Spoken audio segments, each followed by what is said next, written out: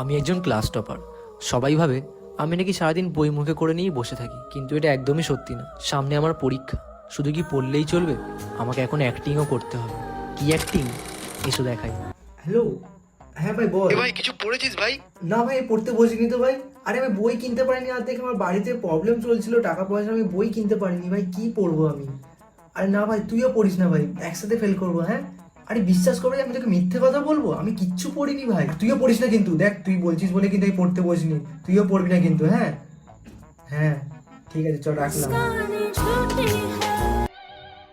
সে একটা extra seat দিন না। এই তুই বললি কিছু পড়িস নি, আবার এক্সট্রা সিট নিচ্ছিস কি জন্য? কি লিখছিস দেখা, তাহলে সব পড়ে এসছিস, মিথ্যা কথা বললি। তোকে বলেছি আমি পড়েছি? আমি বানি বানি লিখছি ভাই। তুই আমাদেরকে লিখিস না ভাই, বানি বানি লিখছিস, এই ভুল হবে কিন্তু ভাই। লিখিস না কেন, বেকার ভুল হবে, সেই জিনিসটা লিখে যাচ্ছিস।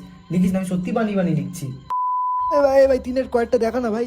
দিনের কয়েকটা, ওটা আমি মনে করে করে লিখছি, ঠিক আছে? আমি পুরোটা লিখে নিই, তারপর তুই জায়গাটা ফাঁকা রেখে দে, তোকে লাস্টে বলে দেবো। হ্যাঁ, তুই জায়গাটা ফাঁকা রেখে দে, লাস্টে বলে দেবো।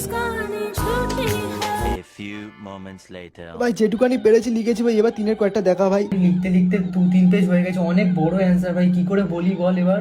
তুই তুই তুই না ওটা বাদ দিয়ে দে, এমনিতে তো তুই যা নাম্বার পেয়েছিস পাস করে যাবি। এটা না লিখলেও ভাই হবে। এরম করলি ভাই, ঠিক তুই তো আছে? গিরগিটির থেকেও অধম সালা, স্যারের পোচ্চাটা মাল বাড়া।